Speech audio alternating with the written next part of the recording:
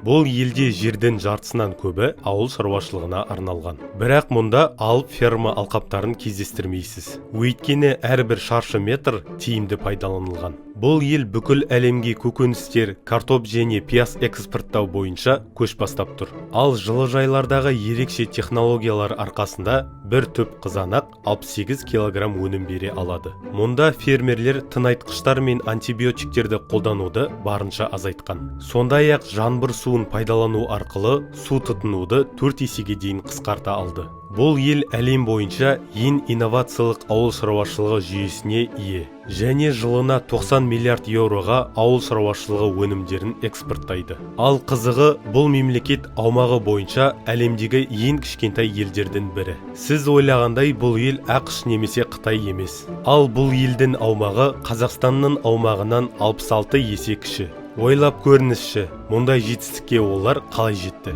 Бұл ел Нидерланды, әлемдегі ең бай елдердің бірі.